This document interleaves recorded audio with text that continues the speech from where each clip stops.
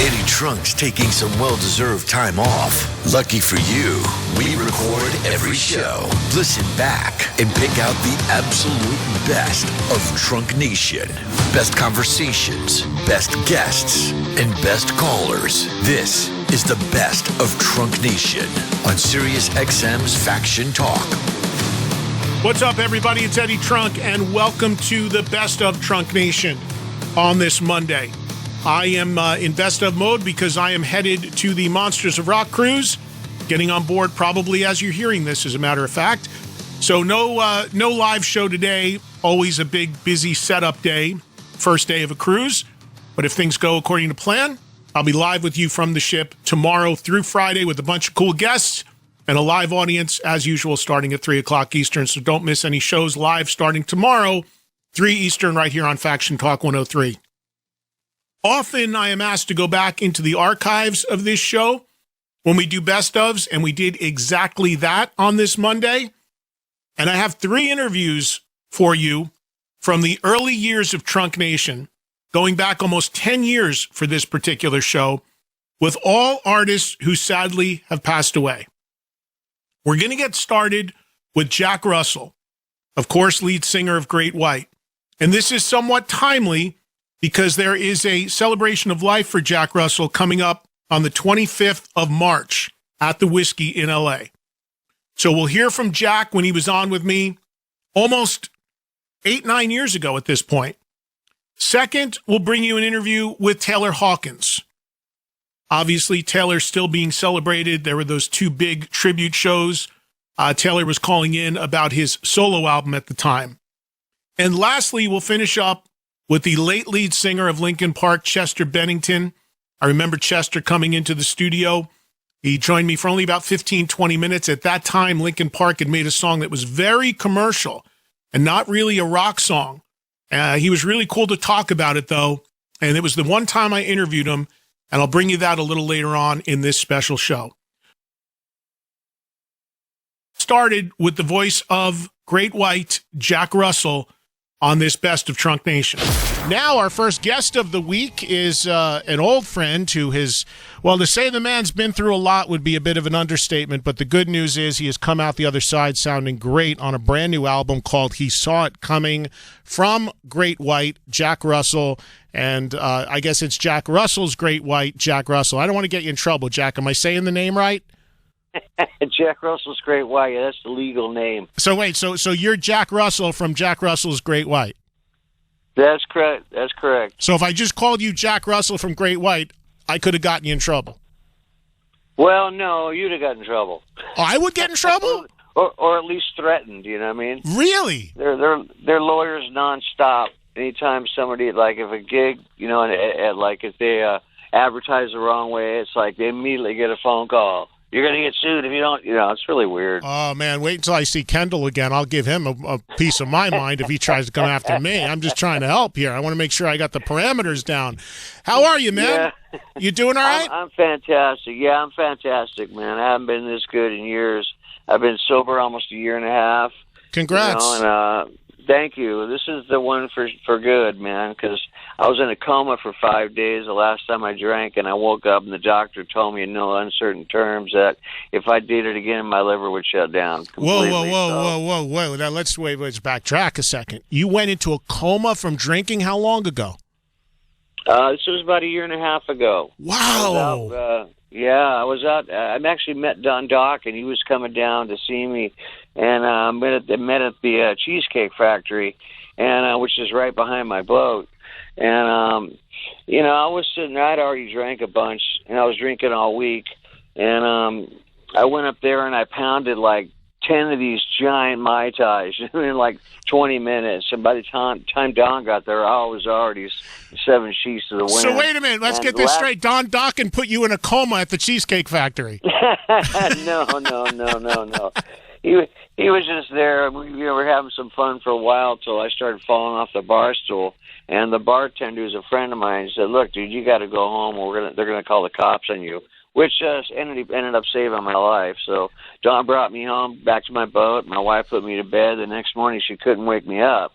Wow. So I don't know how she did it, but she drugged me up the stairs, up over the boat, down the stairs to the dock, and we had a wheelchair sitting there for like months and months and months that we hadn't returned from when I tore my Achilles tendon.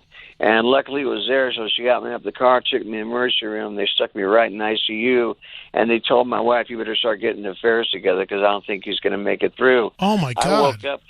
I woke up 5 days later, and there was all these people in my room. My friend from Chicago, my band, my manager, my wife, of course, and the doctor came in and goes, "Hey, I hear you're some kind of celebrity." He goes, "But it doesn't really matter to me. I just got to tell you something. The way you drink, or the wife's been telling me how you drink." He goes, "Your liver almost shut down this time." He goes, "If you drink again the way you drink, you're going to die. Not maybe, could be, might. You're going to die." So, there's not much gray area there. So, right. I have no room to squeeze through the door. So it was like that was the end of me for as far as drinking goes. So you lost basically 5 days to drinking, and the next thing you woke up, you were like, "What the hell just happened?" Last thing I know, I was at the Cheesecake Factory with Don Dokken, and here I am. I just lost 5 days of my life, basically, right?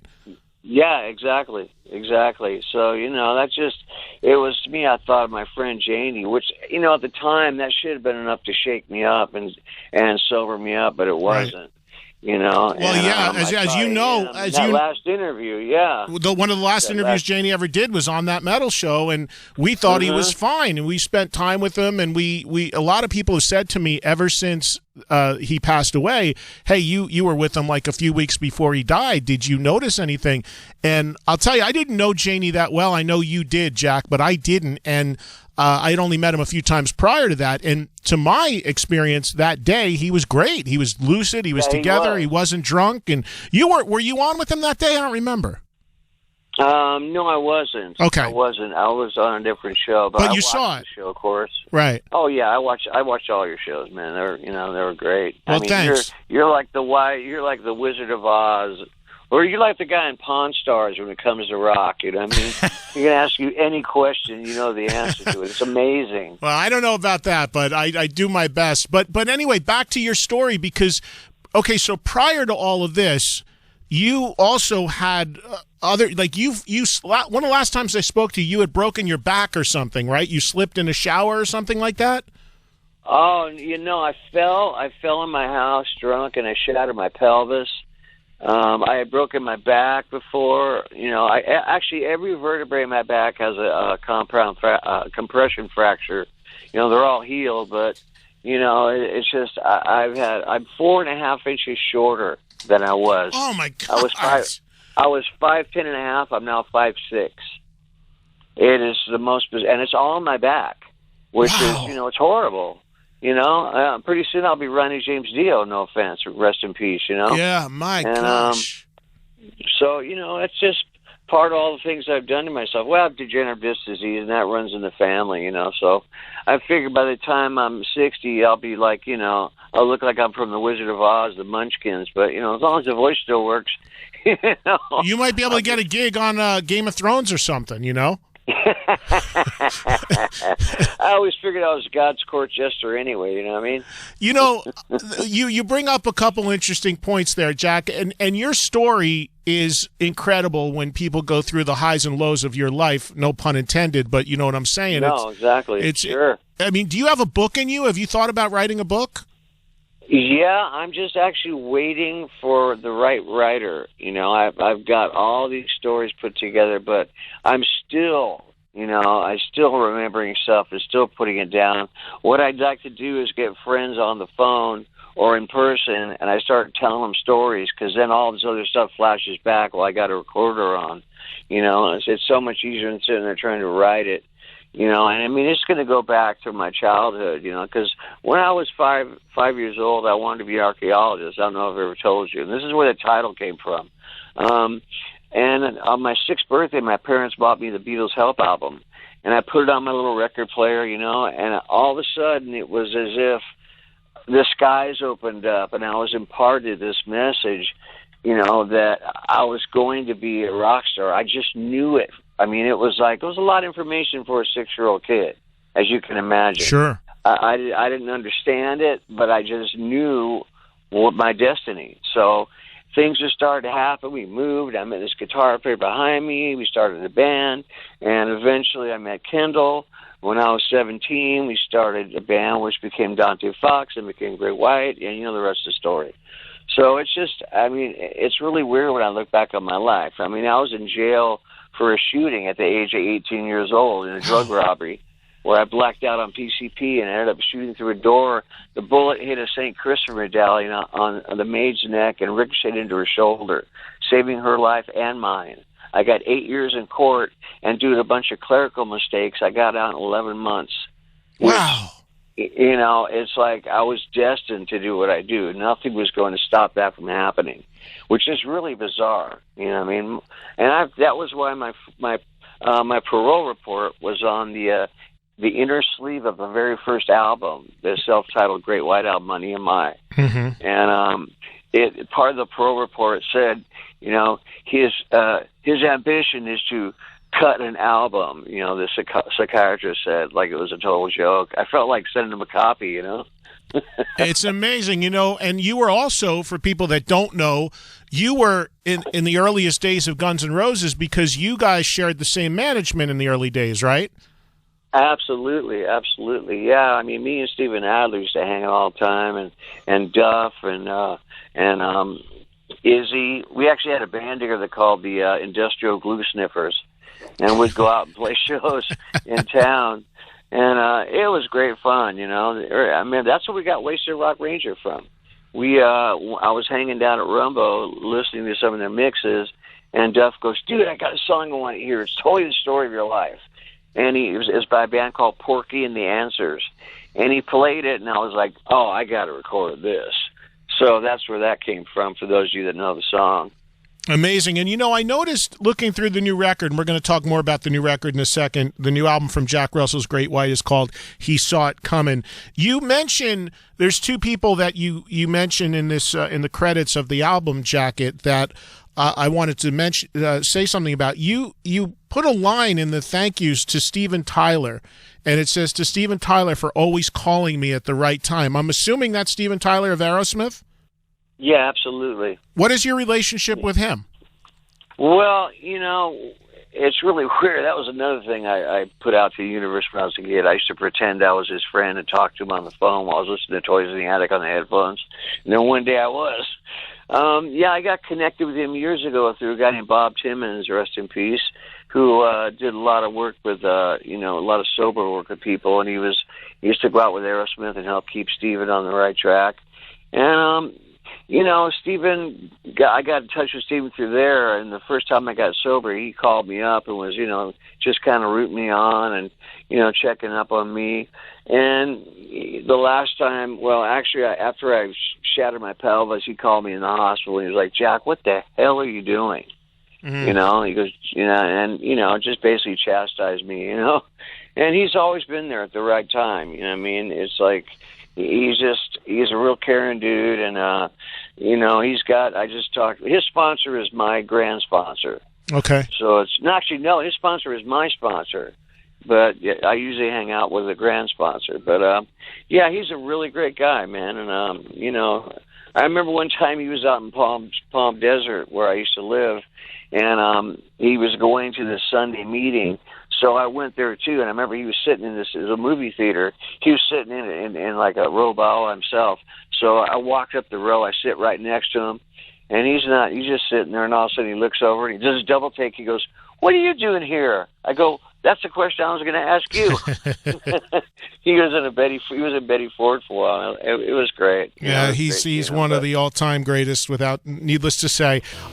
So, Jack, I wanted to touch on something as soon as we came on the air that I mentioned, which is the whole sort of name issue. You guys were really one of the first bands to kind of go through that publicly as far as who's going to get the rights to the name.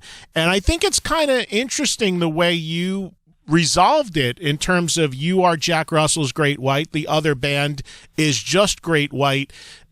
Correct me if I'm wrong, but did you guys kind of wrap that up and reach that decision pretty quickly, or was there a lot of drama and behind-the-scenes wrangling about it? There was quite a bit of drama. I mean, they had this. I had a really good attorney, you know what I mean, but he wasn't like Mr. Aggressive. They had a guy who was just a complete wad, you know, and he just was just yelling at me. We almost came to blows at one point. I mean, we were like 2 inches across the table, and I just go, "Come on, dude, hit me, please. I'll be set for life." You know, but I mean, it was unfortunate, you know. The weird thing is, you know, I was CEO of the corporation, and Mark was vice president, and the other two guys were just 1099 employees. You know, we never brought them back into the corporation. It was just Mark and I. So that's who the struggle was. It was between you and Mark as to who was going to walk with the name. Well, it was actually me and the three guys. They acted like they were, you know, in you know, all members of the corporation. And you know, there was a lot of things that, you know, they lied about, and you know, and trying to reinvent the our history. But I mean, you know, the bottom line is I have to take responsibility for it. You know, how so? Because I had canceled. Well, you know, we had tours booked, and it seemed like every time, okay, I'll be back on this date, and then like a week or two before that date, I'd fall and break something and have to cancel the tour again. And it got so bad that they go, "Hey, man, is it okay if we get, you know, Janie to sing for us?" I go, "Yeah, no problem." So I called Janie, and he goes, "Man, I really don't want to do this." I go, "Dude, man, I just really appreciate it if you did." And it turned out to be one of the best things he ever did before he passed away. I mean, he was spot on. Mm-hmm. You know, he really did a good job. And I remember he called me that one time, and he's like, "Dude, why do you have to sing so high all the time?" I go, "You know, dude, I wish I would have thought that when I was a young kid." Right. But I mean, unfortunately, I still can do that. So, you know, it's thank God, you know. Yeah. But yeah, it was a really tragic situation because, I mean, Mark Kendall and me, you know, Mark Kendall and I, you know, we go back to when I was 17 years old when we started the band, you know, and it's to have, you know, to be that adversarial with a guy that, you know, you spent most of your life with and were so close to was really hard on me, you know. I mean, it was really emotionally, you know, just horrific and scarred me, that, you know what I mean? So, I mean, if he called me tomorrow, I'd be like, you know, I'd be open arms, but, you know, that'll never happen. There's so much animosity. So you have no relationship with the other guys anymore. It's completely over. No, haven't for a while. I haven't spoken to them long before that happened. I mean, I was in the hospital with my colon burst, and I was in a 5-day coma with septic shock. And once again, the doctor said I was going to die, you know, but I miraculously came out of that. And I was in the hospital for 3.5 months. I came out weighing 137 pounds. I couldn't walk. I couldn't feed myself. I had to go to physical therapy for months and months and months so I could learn how to walk again. It was, you know, horrific. And I had the colostomy bag for 9 months, you know, which was terrible. Fortunately, my wife was a nurse, and because it was in a spot where I couldn't really, you know, attach it myself. So she had to do it all the time. And there's always accidents, and, you know, it was just really a horrifying time in my life, you know. And I was drinking every single day, and she just said, you know, go ahead, because she knew that mentally I wasn't going to be able to handle it, you know. And I wouldn't have been, you know. I mean, at least when I was drunk, I wasn't thinking about my situation. Right.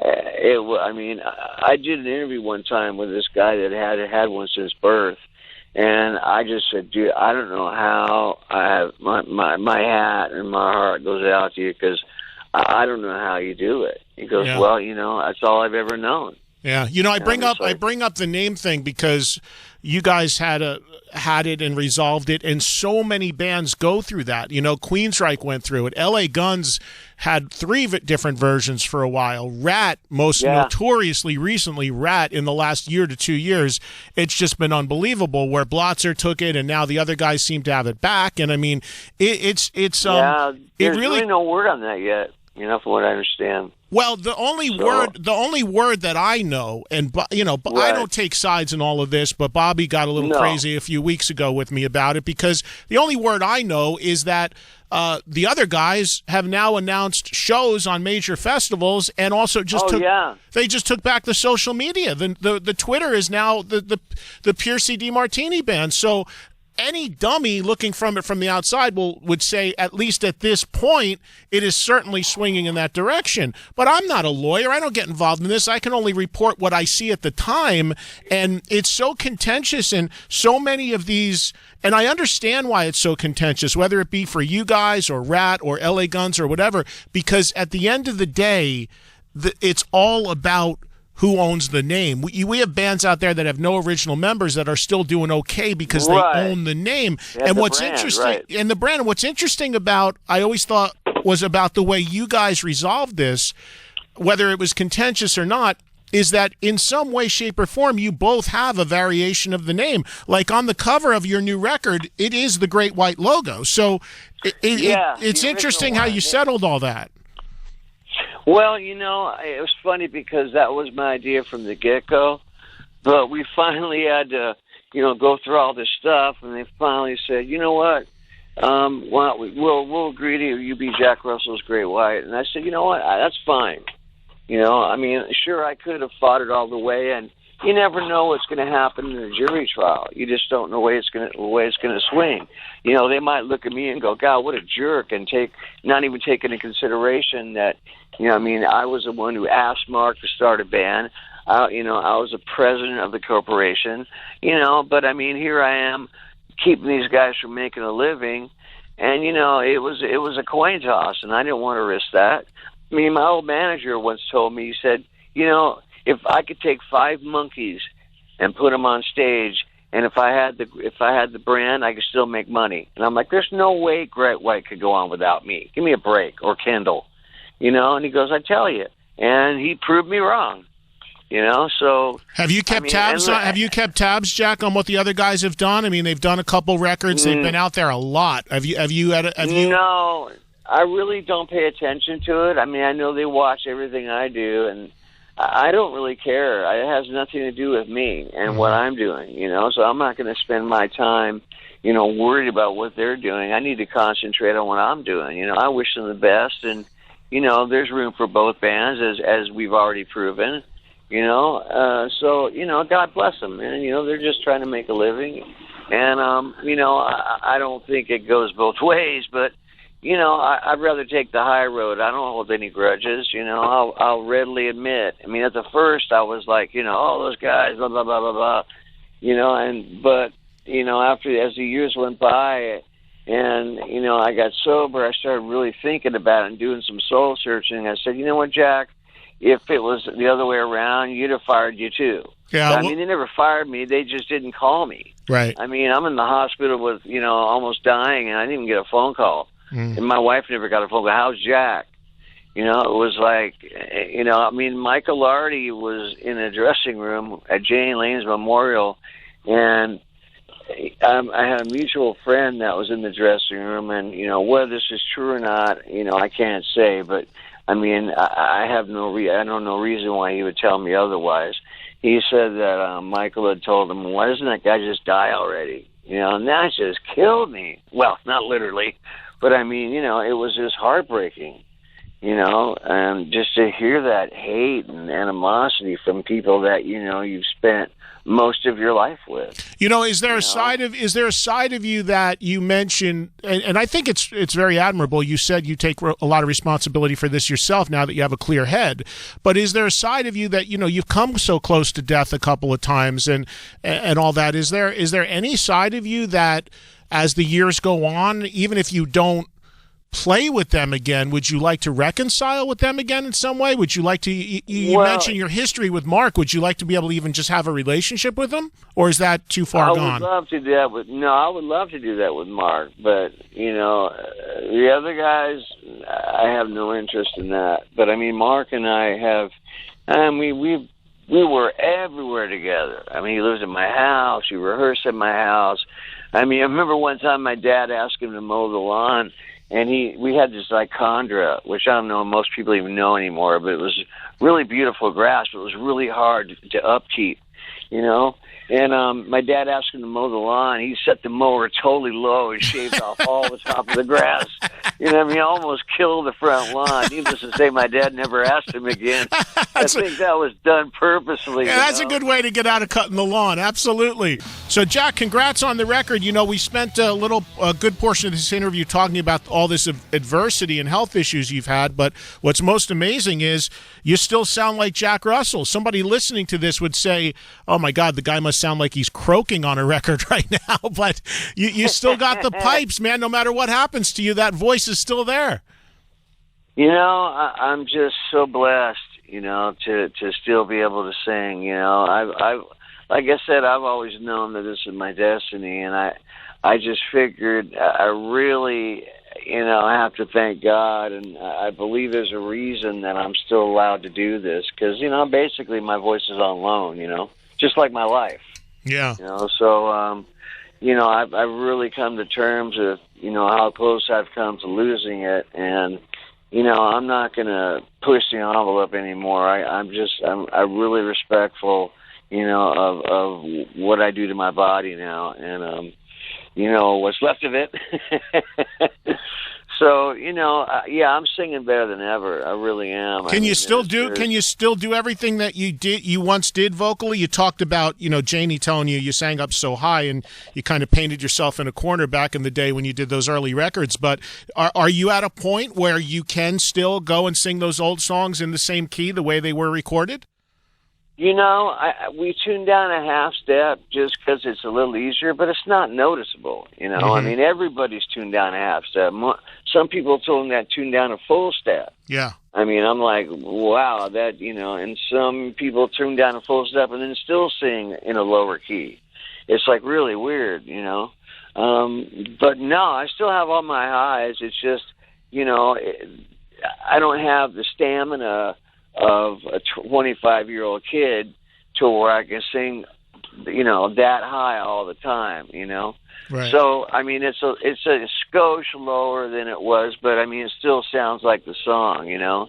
And actually in E flat, it's actually heavier. I mean, the music actually has more, you know, nuts to it. Right. So it's actually a blessing, you know, in disguise. So, I mean, if you listen to the record, it's all over. I mean, I'm doing really low stuff and really high stuff. And so, yeah, I still got those really super highs if I want to use them. But, I mean, I've never been, except in maybe the first album, you know, it was like David Lee Roth, ow, right. all the time, you know. Right. You do it when it's necessary, not all the time, you know. So it actually means something, you know. And touring-wise, I know you're already announced on the M3 Festival, which I'm back on board hosting, and look forward to seeing you there. Awesome. We've had some fun there over the years, and oh yeah, look forward to seeing you out there. You lining up a tour? What's the situation on the live front for you and the band?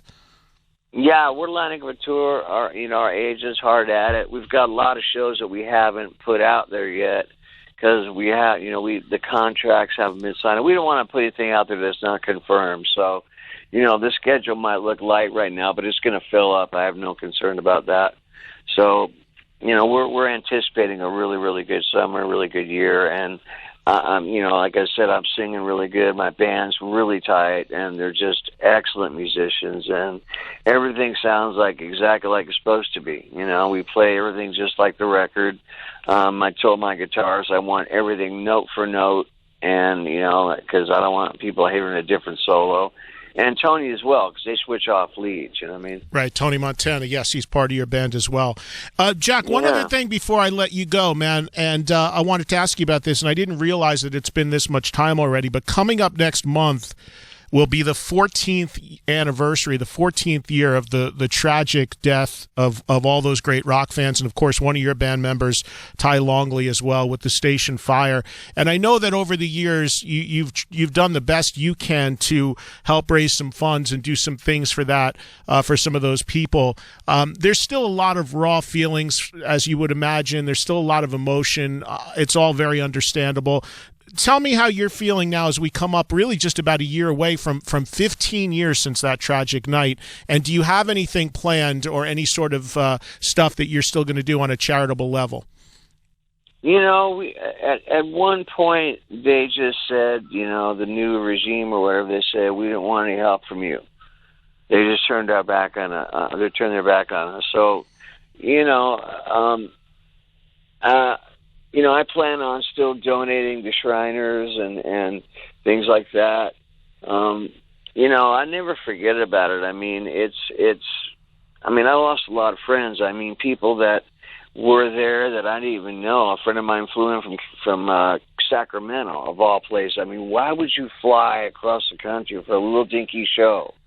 I mean, it's just bizarre, And a lot of people, I knew personally. I mean, you play a place 20-some years, and you meet a lot of people, and you get to know a lot of people, and they become your friends. And it was, it's still really hard to me. I'm still in therapy over it, It's just something that's never going to go away, nor should it, out of respect, Right. I still cry over it, I still have days where I just bawl my head off because I have, some days where the sun comes up and I'm sitting on the back of my boat and I realize there's 100 people that won't ever see that again, And that was the inspiration, and that and my wife's illness from behind Anything for You on the new album, and also a prior song off the last record, Rising. It's called How Far Is Heaven. That was actually off the I Can't Shake It album, I think. I can't remember. We've done so many records. But, that was the genesis of that song. So... Well, listen, man, I appreciate you taking the time, and I know that, I didn't mean to end on such a rough note for you there, but I think the upside of all this is that you've got a great record here, and you're getting ready to go out there on the road, and you've been through the wars, man. You've been through it on every level, and it's good to hear you come out the other side sounding so good, and I wish you best of luck with the new record, He Saw It Coming. Thanks for the time, buddy. Anytime, Eddie. I've always loved you, man, from the first time we ever met. I think you're a superhuman being, and I have the utmost respect for you. Well, thanks, Jack. Back at you, man, and I'll see you at M3, okay? My brother. All right, God bless you. You too, man. Well, Jack Russell, we lost most recently, and again, Jack Russell will be celebrated with a Celebration of Life concert at the Whiskey in L.A. coming up on March 25th. It's Eddie Trunk, a special best-of edition of Trunk Nation, bringing you some interviews with rockers that we lost from the earlier history of this show. When we come back from the break, Taylor Hawkins. Another sign of the times, a world in overdrive. Another sign of the times, it's getting so much harder to unwind. You're listening to the best of Trunk Nation with Eddie Trunk on Sirius XM's Fashion Talk. The Bennington Show, weekdays at noon in the East. I want to bring something up, guys. I had an amazing sighting 14 years ago in Budapest. Budapest. Yes. All right, Hungary. can I go first? Yes. Was it Adam Driver? What? How'd you know? What the fuck? Yes, it was Adam Driver. You're good, Because you right? told me before. Oh. The Bennington Show, weekdays at noon East and anytime on the Sirius XM app. The Players' Championship is on Sirius XM PGA Tour Radio, Channel 92. Scotty Scheffler becomes the first player ever to win back-to-back Players. The best field in golf stands in the way of an unprecedented three-peat for Scotty Scheffler. Very rare air where Scotty Scheffler is now, and he is making a historical type run. Live coverage from the stadium course at TPC Sawgrass begins Thursday at noon Eastern. The Players' Championship is on Channel 92 in the car and on the Sirius XM app.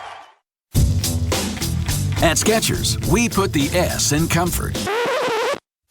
Wait. Skechers put the S in comfort? Yes, comfort you have to feel to believe. Skechers, we put the S in comfort. You sure? Because I won a spelling bee in the 5th grade, and I don't think there's an S in comfort. Yes, Skechers. We put the S in comfort, like our hands-free Skechers slip-ins. Footwear that's completely touchless. You just step in and go. There's no bending down and no tying your shoes. And they have Skechers Air-Cool Memory Foam for incredible comfort. Because at Skechers, we put the S in comfort. Okay, well, I've got some Skechers slip-ins. Here, let me try. Okay, I'm just stepping in and... Oh, wow. Skechers put the S in comfort. Duh. We told you. See for yourself how Skechers put the S in comfort. Find Skechers slip-ins at a Skechers store, Skechers.com, or wherever stylish footwear is sold. Ever feel like everything's getting more expensive? Groceries, rent, even breathing?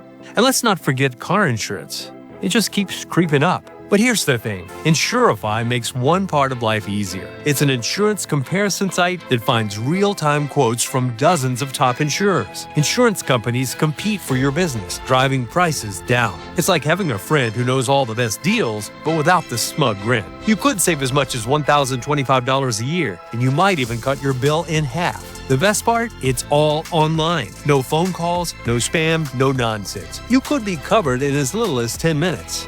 And with an excellent star rating on Trustpilot, saving feels less impossible. So why not give it a shot? Visit Insurify.com and see how much you can save. That's INSURIFY.com. Average potential savings based on initial quotes received by 183,234 customers seeking insurance through Insurify. Actual savings may vary depending on state of residence, individual circumstances, coverage selections, and insurance provider. Savings results are not guaranteed. Happy birthday to us. 2 surprises for you. 2 surprises from NordVPN. 2 surprises for you. Celebrate twice as much with NordVPN. We have a special birthday deal. Get 72% off and a coupon for up to 1 year free. NordVPN is rated as excellent on PC Mag. Visit NordVPN.com and discover one of the most advanced VPNs in the world. What are the benefits? Secure up to 10 devices with a single account. Receive alerts if your email address leaks to the dark web. Reduce the risk of phishing, scams, and malware with NordVPN's Threat Protection Pro tool. Encrypt your online traffic and browse with more peace of mind. Get the special birthday deal at NordVPN.com. Additional terms apply. NordVPN. Cybersecurity built for every day. Now back to the very best of Trunk Nation on Sirius XM's Faction Talk. Welcome back, everybody, to this special Best of Trunk Nation on this Monday. Next up, Taylor Hawkins. Taylor has been on Trunk Nation many times. I've done TV and radio with him over the years many times. This was one of the earlier interviews. Taylor, if I recall, was promoting his solo record and called into the show. This would have been around year 1 of Trunk Nation happening on our old channel Volume when this show first started. This is about 9 years old. So let's go to that interview now on the Best of Trunk Nation, the late, great Taylor Hawkins. And we are now joined live on Trunk Nation by Taylor Hawkins. Taylor, how are you, man? What's up, dude? How are you? I'm good, man. I'm really good. Good to finally talk to you and get you on the show, man. I was saying off the air before, every time I run into you, it's always backstage at the Guns N' Roses show, there's always so much stuff going on that it's hard to actually just talk for a little bit. That's right. Did I see you at a Guns N' Roses show? Eddie, did I see you at a Guns N' Roses? Did we? Was it like the other Guns, like not the new Guns N' Roses, but the middle Guns N' Roses or something? I don't know if Buckethead was there, but it was something like that, right? Guns N' Roses Mark IV versus Mark VI? I guess, yeah.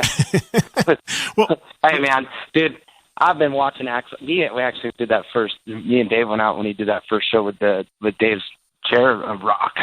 The throne that Dave had to use when he broke his leg. Well, that's what I was just talking about, because that's the last time I saw you and Dave, because it was funny, because I was at the show in Vegas.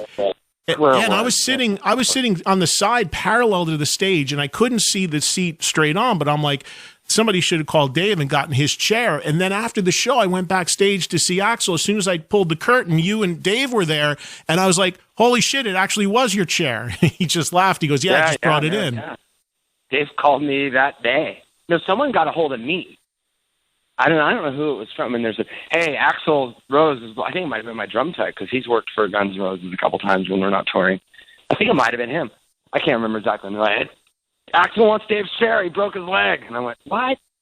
And I texted Dave, and Dave's like, yeah, I already know. And I'm like, are you guys going to be able to work it out? I mean, it had to come all the way from here out to Vegas. You know, it had to get all, I don't remember where it was. It might have been somewhere else. Who knows? And Dave's like, hey, they want me to come out there. If we can get that chair out there, you want to come? I'm like, hell yes. Absolutely. And it still had the FF on the back, too. Cool. Huh? What was that? It still had the FF on the back. Yeah, I think he got rid of that pretty quick, but fair enough. But no, that was a crazy night. That was fun watching them all together again, and some of them anyways. And the thing that struck me the most about that show was his voice. Oh, yeah. I don't know how he does that. I have no idea in the world how a human being can do that.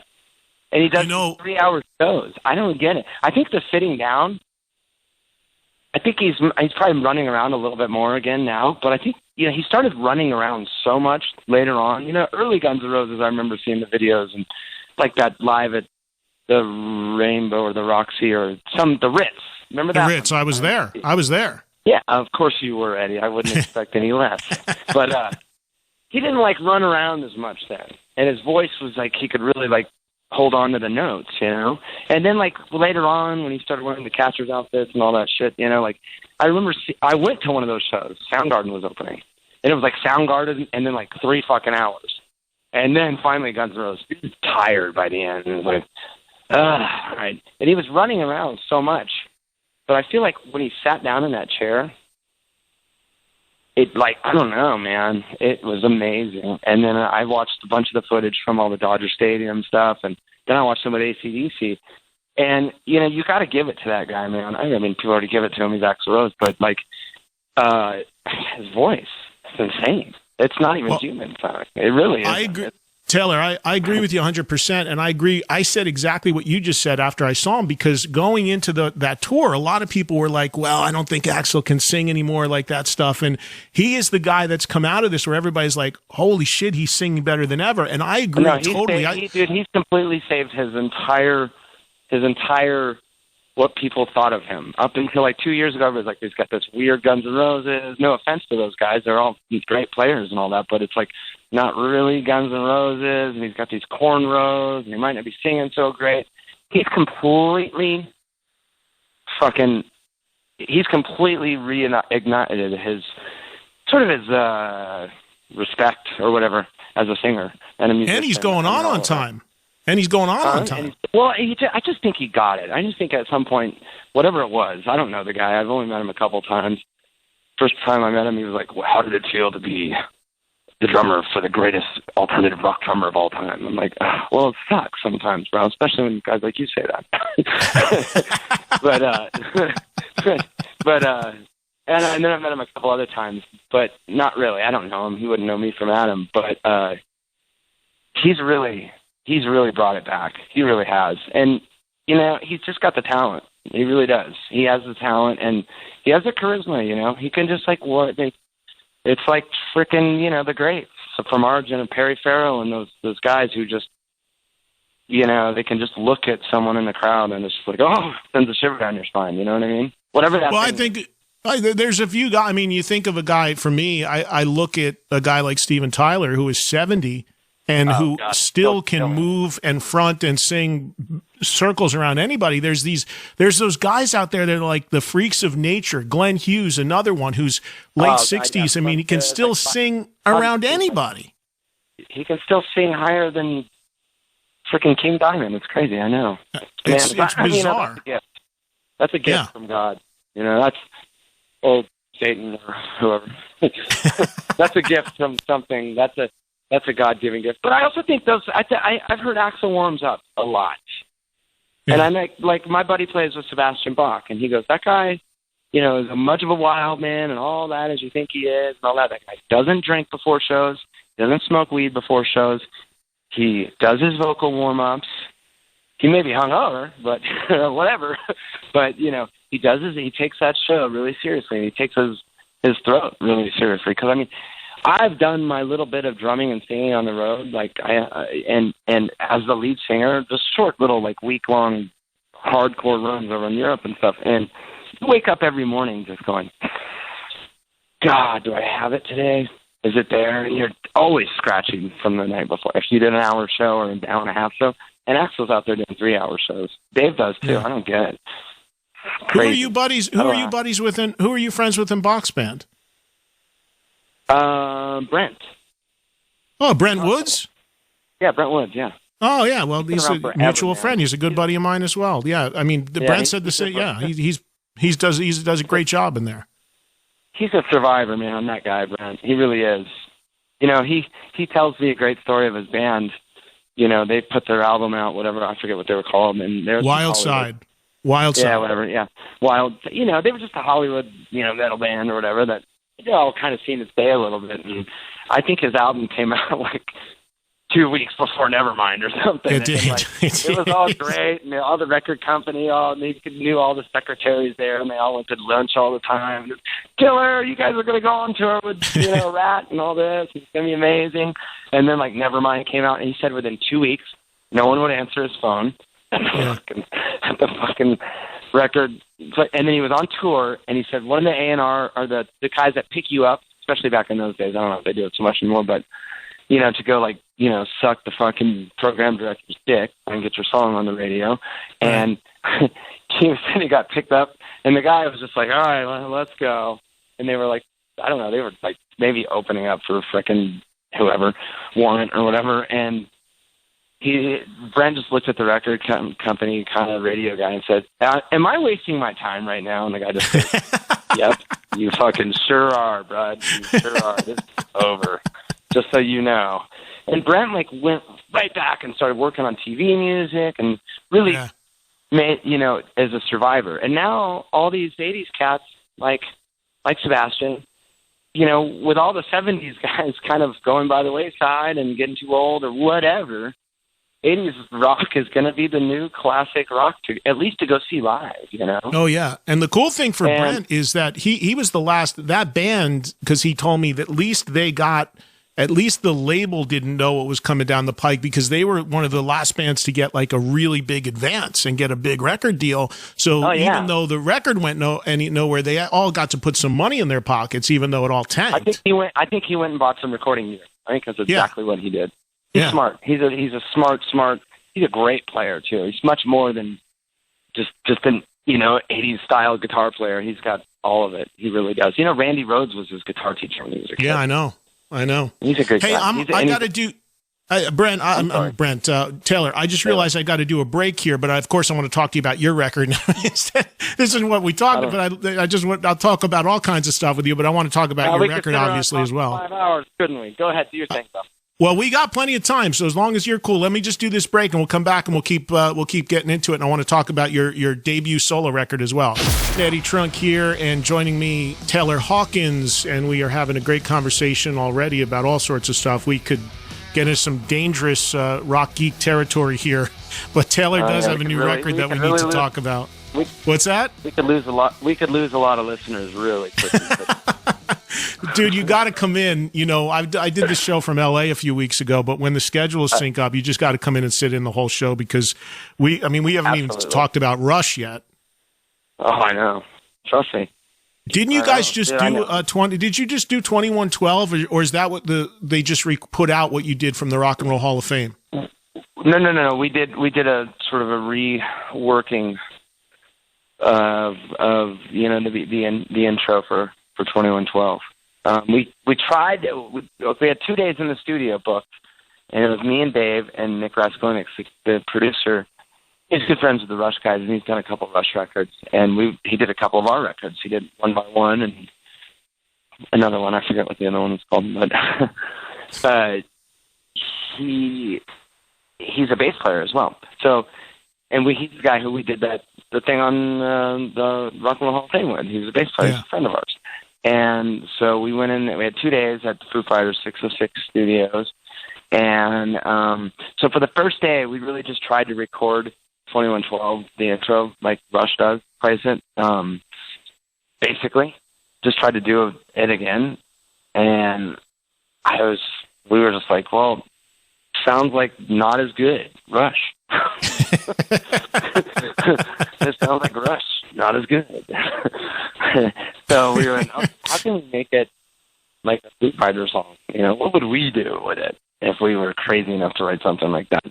Sort of. I don't think we didn't say that out loud, but I think that's where our heads went, where Dave's head went. We walked in the next day, and we said, all right, you know what? Let's rework this. So we did, and now it kind of has, it sounds like Metallica and other stuff too. Like it's got all of our little things in it. We just had fun recording it. We did it really live. You know, it's loose in a good sort of floppy 70s rock way, and it's got a lot of energy, and it sounds kind of like Foo song, but like way proggier, you know, and it's fun. We love those guys. I'm in my little band cave, man cave, or whatever I like to call it these days. And I'm looking on my walls, and I have little signed pictures of me and Eddie and Alex jamming, and all that. You know. Didn't you play Taylor? Didn't you play YYZ with them once? Yeah, I'm looking at a picture of it right now. It was That's in insane. Toronto. And Nick Raskolinix, the producer guy I'm talking about, he goes, "Hey, you guys are going to Toronto, right?" I'm like, "Yeah." And he goes, "You should play YYZ with Getty and Alex. They're going to be there." I went, "No way, dude. You're crazy." He's like, "Just do it. Don't be a pussy." I'm like, "Well, would they want to?" And he's like, "I don't know. Let me ask." And he texts me like an hour and a half later, or calls me, or whatever it was. It was like 10 years ago. He's like, "Yeah, dude. They're cool. They want to do it." And I'm like, "Oh, shit, man. It's one of those songs that, like, dude, you know me, Eddie. You know how I play drums. I'm not fucking Neil Peart, I'll tell you that much. And I'm a garage drummer." And so I had to, like, figure out a way to play this. And it was this masterpiece drum work. And so I did my best. And it was really fun. And it was faster, as you would imagine, a little bit than usual. But the first time I ran through it with them, they're like, hey, slow down a little bit, bud." Fucking excited, man. I'm like, that's how we used to play, you know, we're spazzes when we're kids, you know. I wasn't a kid anymore, but, you know, we had a blast. It was fun. And then I saw Neil after that. And I know Neil a little bit, you know, and not much, but I know him a little. And I saw him, and I said, I jammed with your bros, and I totally shit the bed. I'm sorry. And I made a fucking mockery of your masterpiece. And he's like, no, you did great. And he was really sweet. So, yeah, that's just amazing. Taylor, I don't want to start anything, but, you know, everybody's saying that Neil's pretty much done, and Getty and Alex want to keep playing, so you never know. You could get a call. Dude, I get fucking crucified, man. How many fucking dorks want to kick my ass if I tried to be in Rush? It'd be like a nation of dorks chasing me, trying to kill me. You're not Neil Peart. Don't even think about it. No, listen. You got your hands full. You got your hands full with this band called Foo Fighters that's doing pretty good, but also you've got a solo record out, which I'd get killed if we didn't talk about, of course, and I want to talk about it because I listened to some of it, and it's really cool. And speaking of, I know you're a big Queen fan as well. I heard that throughout the record, that influenced very proudly. But the record, this is the first thing you've ever released under just your own name, right? Yeah, I mean, I've had a couple projects. I did the Coattail Riders, which was with my buddy Chris Chaney from Jane's Addiction now, and a couple other great, amazing, like really crazy fusion players, kind of. So that was really more like my Steely Dan fusion band, sort of, but with pop. And then I did Birds of Satan a couple of years ago with this amazing guitar player named Mick Murphy, who was in Chevy Metal at the time, and Wiley, my buddy who plays in Chevy Metal, which is, as you know, my little cover wedding band. And we kind of made a cool little, like, almost homage to sort of 80s metal, because that's just the way Mick plays. Everything sounds like Eddie Van Halen. And that was really fun. But I just started doing demos, because I always do it, because that's what musicians do, you know, they play and they record, and they're in love with themselves. They got to hear themselves over and over again, you know. So I started making demos, you know, and I just kind of got to the point where I've never really just done my own little record, you know. And I've had a few of my friends, like my buddy Wano, who's John Davison, who sings in Yes Now, say, like, dude, you need to make your own. You got to make one of these records. You got to make your Todd Rundgren, what was his, you know, Wizard, A True Star, or Roger Taylor, Fun in Space. Roger Taylor, Fun in Space is one of my favorite records of all time. I don't know. Or your Star, or remember the Brian May, Eddie Van Halen Starfleet project? Well, I did the Starfleet. I now wanted to do my Fun in Space because Roger played everything on that, you know. Right.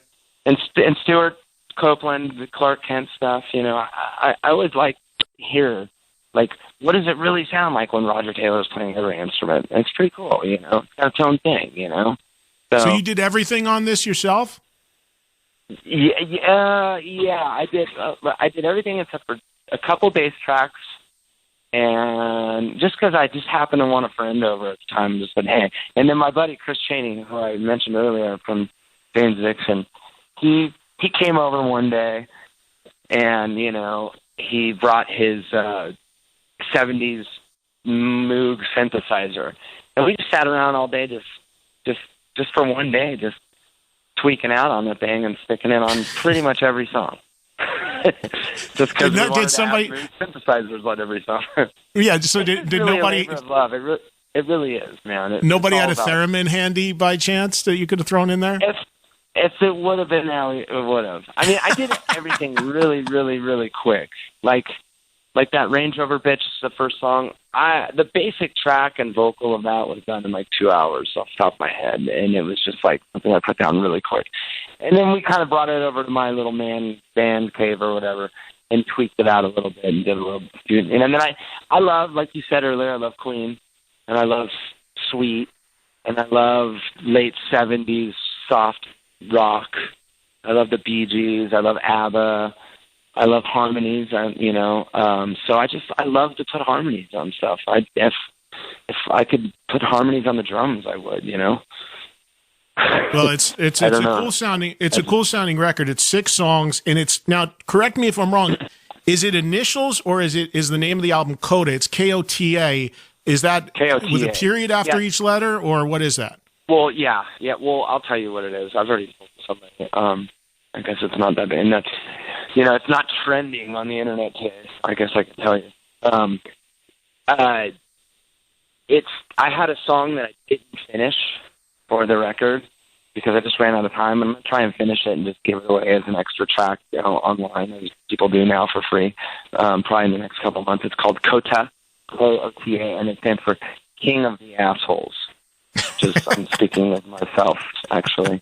And, you know, some of these songs are, especially Range Rover Bitch and stuff, they're just kind of like, you know, as the sort of, I don't know if you read the little press line on it or whatever that our press guy, Steve Martin, came up with, and we kind of came up with together. Because he's asked, like, what is the record about? Obviously, it sounds like a 70s rock record, like all your fucking records, because that's what you do. You sit around and act like you're in 1977 all day long. But, what is, like, and I said, well, they're like little stories, you know, kind of around my neighborhood, living in, you know, a world I never really would imagine my drumsticks would take me to, which is like sort of this affluent,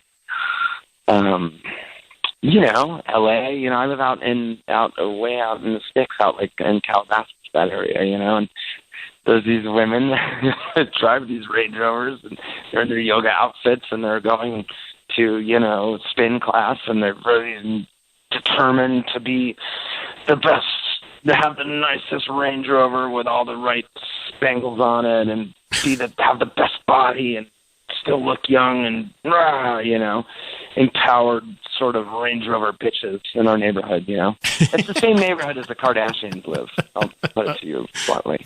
So you know, I was just kind of looking at it, and you know, my wife has one, a Range Rover, so ha ha to me.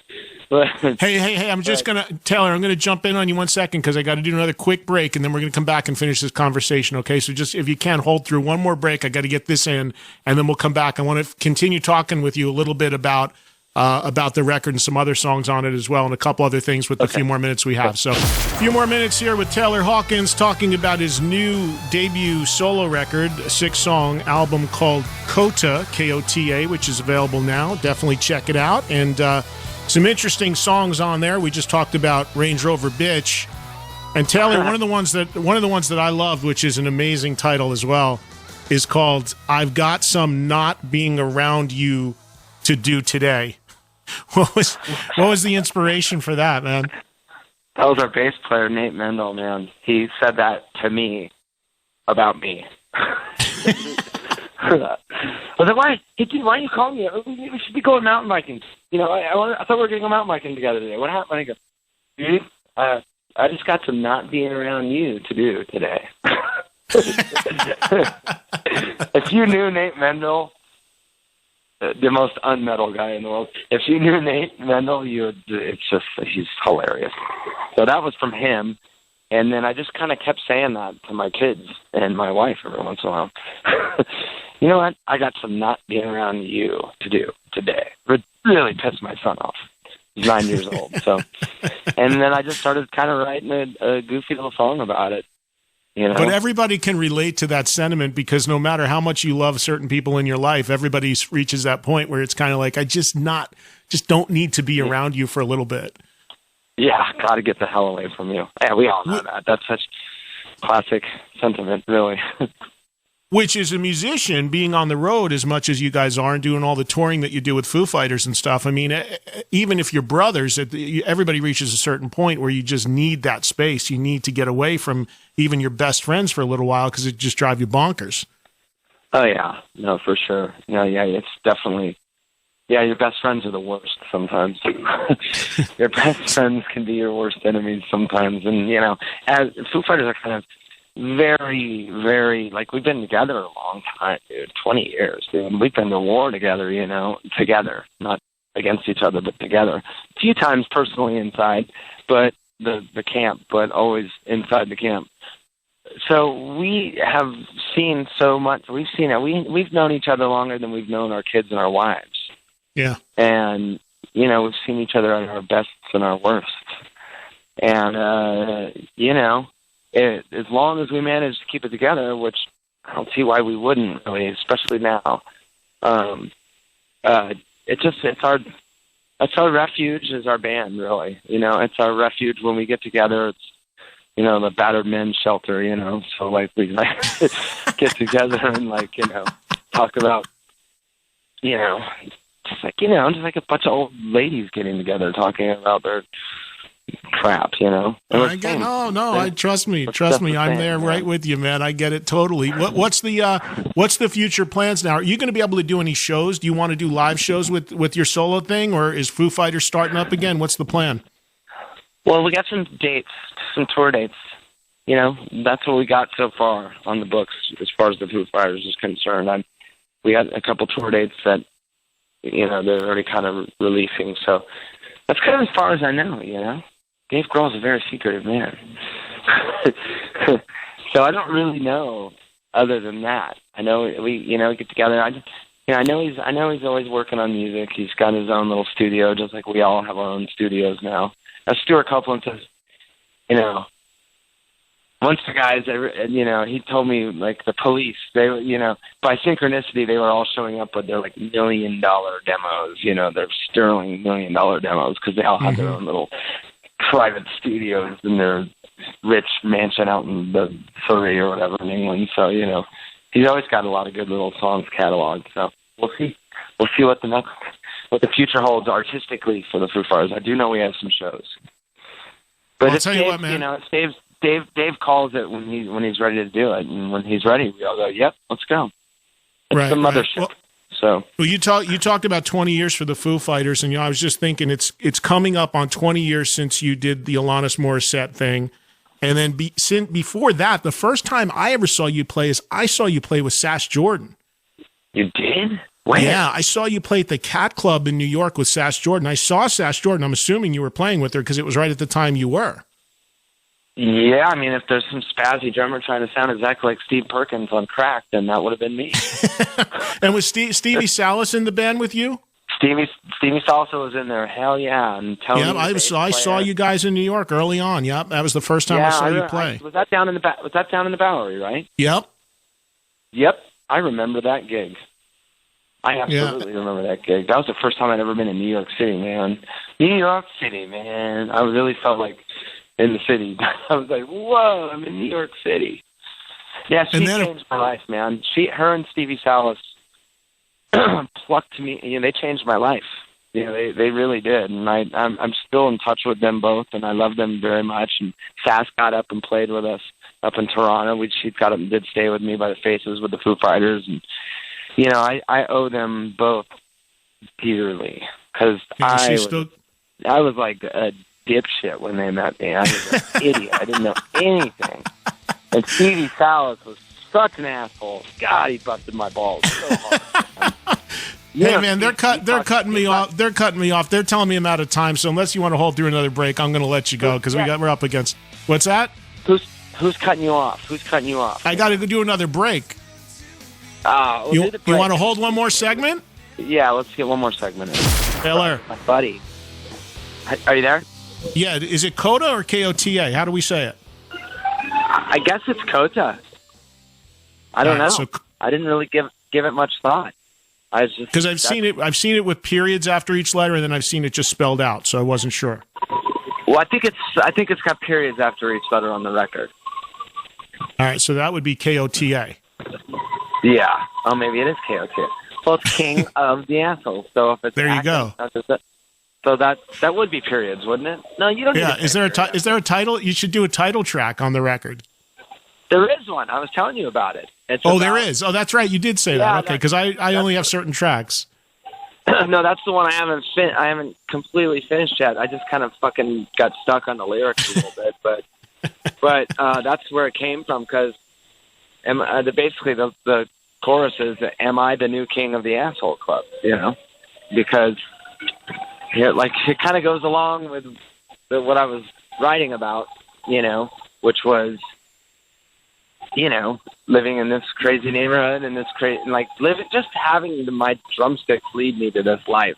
Right. In some ways, you know, I mean, you don't really ever think it's going to happen that you could actually be a successful big time rock and roller. You know, you dream about it when you're a kid, and you should dream about it, and you should push for whatever. But there was always something in the back of my mind. You know, I don't know. I read these articles by Queen, and they're always like, "We always knew we were going to make it," and I'm like, "Really?" Because I always thought I wasn't going to, probably. But there's nothing better than being able to take your passion and make it your career. The same with me. I mean, when I've been doing radio for 33 years, and when I started out, I was just a guy that was made fun of for liking the bands that I liked as a kid. So I was like, okay, I'm going to find a way to show you guys. I'm going to go on and do something. But you don't ever really think that that's what you're going to. You know, I've got kids as well. I mean, when I show up at the parent-teacher conferences, you know, I'm not exactly the 9 to 5 Monday to Friday guy, and it's just the same thing. You know, I get totally where you're coming from, but there's nothing more rewarding than being able to know that you've been able to make a living and support a family doing what you love. Oh, yeah. I mean, anytime I think I'm having a bad day or get whingy about something, I don't want to play that drum part. You know, you just turn into a little bitch every once in a while. We all can. It doesn't matter what your job is. You can just become a little spoiled little brat every once in a while, or just pissy just for one reason or another. And I just always have to just kind of like go, dude, really? You have problems? Gotta check yourself, yeah. Check yourself before you wreck yourself. So, yeah, no, it's yeah. Me and you are so blessed. We're so blessed that we, like you said, all we do is, you know, I mean, it's funny because does your wife ever like look at you and go like, don't act like you're working, okay? But I mean, you are working. It is hard work. Traveling is hard work. All that stuff's hard work. Making records is hard work if you really want it to be good. And, you know, touring, it can be hard on you. Even at the best of conditions. But, we do kind of got it made. It's a different kind of work. Like I say all the time, I'm not digging ditches, but it's got its own unique set of challenges. But my wife, when I met her, I was already in the business, so she kind of got it. But what's really funny to me is my parents, I think they're still waiting for me to get a real job. They just, unless you get dressed, unless you get up at 8 o'clock and put a suit on and do a 9 to 5 Monday to Friday, to my parents, you're not working. They don't know. They still can't quite figure out what I do. TV, radio, they still don't get it. They're just scratch their head. They're asking you, how do you get paid to do this? And he's sitting around and talking about Iron Maiden all day long. How do you get paid to do this, really? And I always say, if I have any genius, it's I figured out a way to get paid to do that. Yeah, for sure. Me too, man. Me and you too, brother. And like we were talking about earlier, Fast and Stevie gave me my first break. And Stevie busted my balls so hard, and I needed it. I deserved it because I had no idea what I was doing. He called. Listen to this. So I get the audition. It wasn't even. I said somebody who I knew down in Orange County was like, "Hey, there's this girl named Sass Jordan." I didn't know who it was, and she's got a record coming out, and they need a drummer to go over to Europe and play some shows, opening up for like Aerosmith and shit. I'm like, I'll do it. I'm like, well, you haven't even heard the music yet. I'm like, I don't give a fuck. How bad can it be? I was like, 22. So, and I got the record, it's called Rat. You remember that record? Yeah, and, wasn't High Road Easy on that record? Yeah, exactly. Yeah. That was the single. That was the first song I sat down to learn. Great song. And I went, and she's amazing. She's super talented and great. Great. And it wasn't Jane's Addiction, it wasn't exactly what I was totally going for, but I was like, I can figure out a way to play this, I think. And I showed up to try out, and, I played it like it was like off the first Police record or something like that. So everything was, High Road Easy was all of a sudden over in 1 minute and a half, And Stevie South was just like, hey. And so, like, that happened for... This is a common theme in my life, obviously. That happened for an hour, and he goes, okay, I feel like you may have got something, but I don't know yet. You need to go home. You need to listen to the tempos of the songs and play these songs somewhere near the tempo. I didn't even know what he meant, dude. I swear to God. Like, that's how dumb I am when it comes to like self-taught I am. I just listened to records and played along. So I tried to do drum lessons, and after 20 minutes I was like, I do not want to hear about Jeff Porcaro. Not that there's anything wrong with him, but I do not want to do paradiddles. So I had to and then I came back a week later, and he was like, yeah, you got a lot of work, but I'm going to give you the gig, but I'm going to bust your balls. And he did. He busted my balls for really hard for like 6 months. I'd call my mom crying from Europe. I would come home. This sucks. This guy's a dick. And well, but you were still in Europe opening for Aerosmith. Absolutely, or wherever I called from. Yeah, we did open up for Aerosmith. I swear to God, that was like, to literally be 22 years old, living in a little shitty apartment with your girlfriend, and have a job at a music store, and then literally to go from that within like 3 weeks later, I was over like in Amsterdam and opening up for Aerosmith. It was amazing, a mind-blowing experience. And of course, Taylor, I thought I'd made it by then too. I was like, okay, well, good, I made it. Yeah. You know what's interesting? What's interesting though is you talk about Sass Jordan being like your first, kind of touring major gig, and of course it's a female-fronted rock band, and then you would go on to do Alanis Morissette, that gig, which of course is another female-fronted rock thing, and that just goes supernova, mega huge. Did you see that coming when you got into that band? Did you feel that was going to happen, or were you shocked by it? I did not. Yes, I did. It's weird. I did, actually, man. I swear to God. Like, okay, so I was on tour with Sass, and her record, was kind of ending, and the whole tour was ending, and everything. And we were opening up for Steve Perry from Journey. And I started getting to know him a little bit. He was cool. And he liked me, and I loved him because I grew up with Journey, so I was just sitting there looking at him, the singer of Journey every day, and listening to his voice and the songs or whatever. And And that was great, a great experience. And his manager, Scott, kept saying, hey, you got to check out this girl. And I just started to manage. Her name is Alanis. You might be a good drummer for her. So I'm like, okay. And I couldn't remember that. He kept saying, and I go like, Atlantis? I couldn't say her name. And the tour ended, and the last show we played with I think it was my last show with Sass, actually, was at the Pantages Theater in Hollywood. And I met Alanis there, and she came to the show, and I'd never heard of her, seen her before, and she was really kind of quiet and mellow. She's like a little hippie girl, you know, and she's like, hey, I'm Alanis, and I'm almost done making my record, and I'm going to need a band, and maybe we'll play. And I'm like, oh, okay, cool. I didn't really think much of it, you know. I mean, I was just thinking, okay. And I, you know, goofed around for a couple months, and then I get a call from Scott. He goes, okay, I'm going to send you 3 songs. And there's an audition, and it's like 100, you know, and there's an audition. I thought I had the gig. He goes, no, there's an audition. And so he sent me the 3 songs on cassette, I believe. And it was You Ought to Know, and it was 2 of the other hits. And I remember listening to that going, oh, wow, this is, and I had my girlfriend at the time. I'm playing with her. Like, this could be really huge. This could really be huge. It was just, you just heard it, and you knew that she was taking all these different things and smashing it into the perfect piece of pop music for the world at that time, you know? The Courtney Loves and all of that stuff, the girl time, and all the indie rock chicks and all that stuff, and then Tori Amos and all of that mixed with like really poppy melodies with a little bit of anger and angst and all that kind of thing. And you listen to it and you're like, wow, this is perfectly wrapped up, ready to go.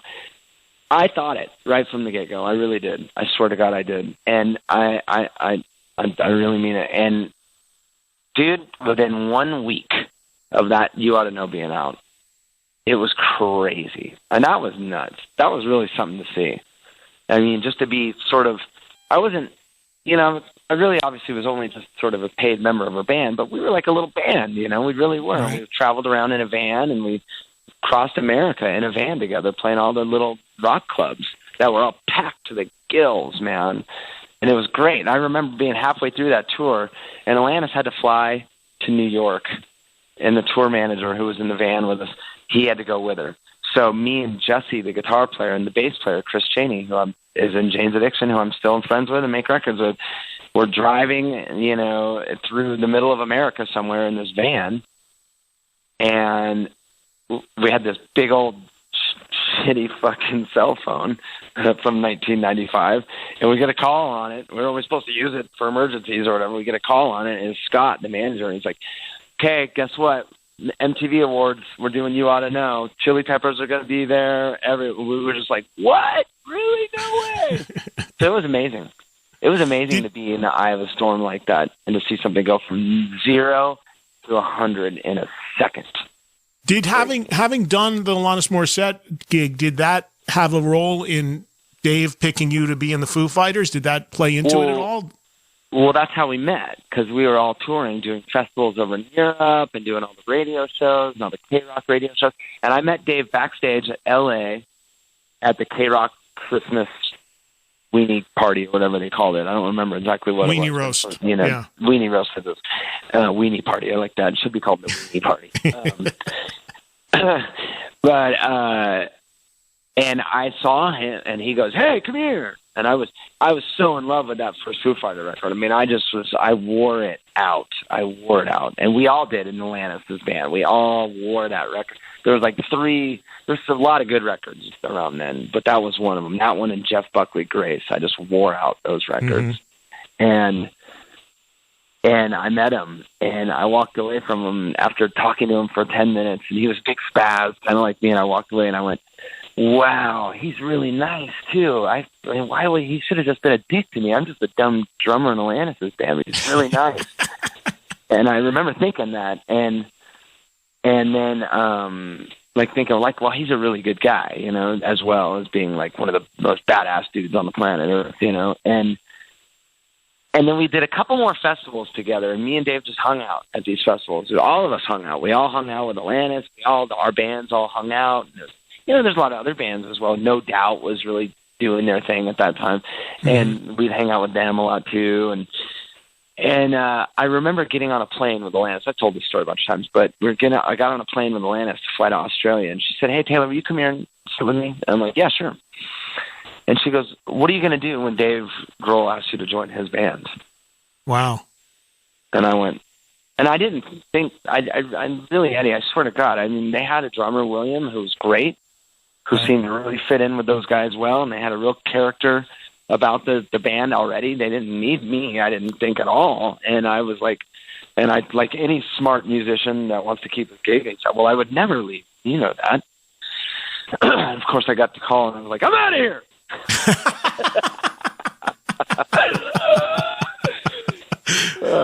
All due respect to Alanis, but I think you made the right call.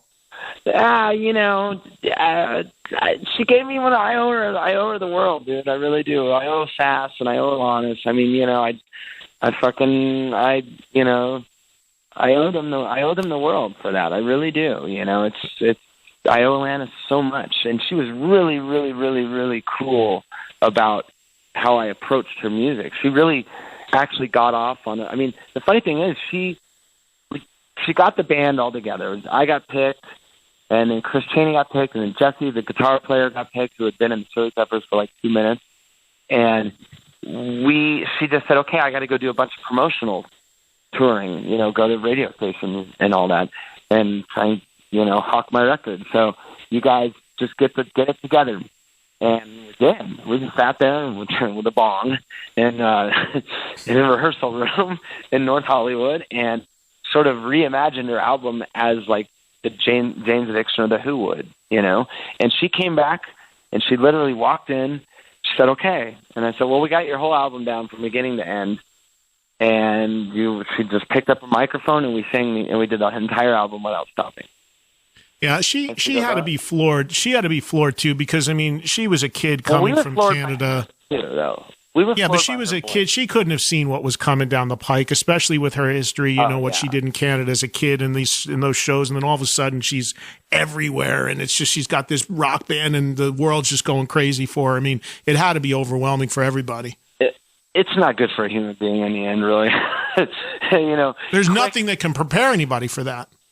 No, there just really isn't. I mean, the best I've seen anyone come out of a situation like that is Dave, He did come out because Nirvana was even more like that, as far as just going supernova in 1 second, But I don't think Dave could have ever seen, I don't think Dave, and I'd love to talk to him about this, and I hope I can sometimes, but I don't think Dave could have ever seen what was going to happen and what has become of the Foo Fighters after, that first record, which you and so many other people love so much, that it would turn into this, that you guys are essentially a global stadium act. I mean, I don't know if Dave ever saw that.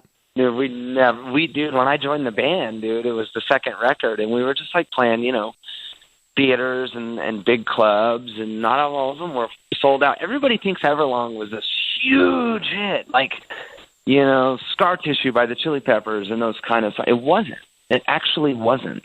It was actually a bit of that record did not go as good as everyone wanted it to do, actually, Color in the Shape, which is kind of considered one of the 2 or 3 classic Foo Fighter records, Everyone has this picture in their mind that it went insane and sold so many copies. It was this huge record, and Everlong was just one of the biggest hits and all that. It really wasn't like that. That song has taken on a life of its own, and that record kind of has. Because I remember being talking like us thinking, well, it didn't really happen quite as, Chili Peppers were selling 10 million records at the time. Alice in Chains had we never had a 10 million record. It was a million record, and that was hard earned.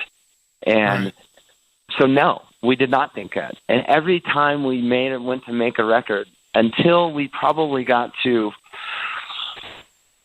I don't even know. I mean, we still don't feel like, you can't rest on the fact that you're just a stadium act now, and you'll always be. Because I think that's that is being way too fucking resting on your laurels and way too unprepared for life, because life isn't like that. And I don't know, every time we make a record, we think it's make or break. And no, we never did think we were going to be playing stadiums.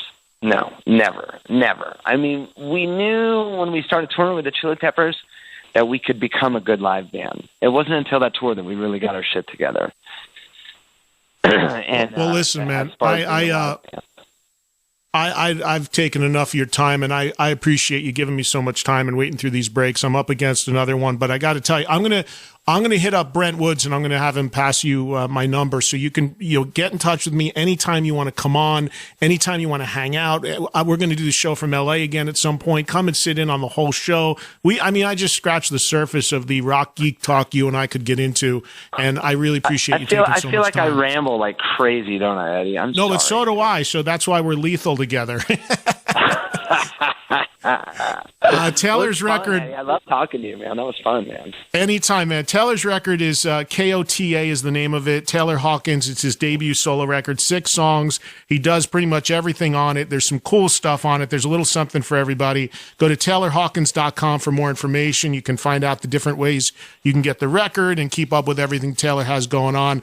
Great talking to you, bro. Continued success, and we hopefully will do it again soon. And send my best to Dave as well and the rest of the guys.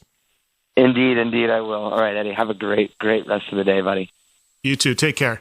It was always so much fun to visit with Taylor, such a big rock fan. We even did an LA Invasion with Taylor live from the Whiskey a few years after that interview that you heard. He is certainly still remembered and celebrated fondly. We got to take a break. When we come back, one more interview for you with a rocker we lost on this Best of Trunk Nation. Linkin Park's lead singer Chester Bennington next. But you like the way she's late. It's always the time she turns on a dime. Could be stuck in forever, but you never can tell. You're listening to your favorite moments of Trunk Nation. This is the Best of Trunk Nation with Eddie Trunk, exclusively on SiriusXM's Faction Talk and the SXM app. What is up, Daddy Gang? The SiriusXM app is your home for all things Unwell. All new exclusive channels from Alex Cooper and friends. Unwell music.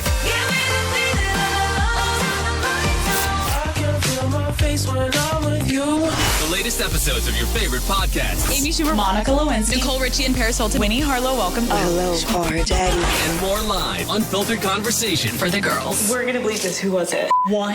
Just search Unwell in the SiriusXM app.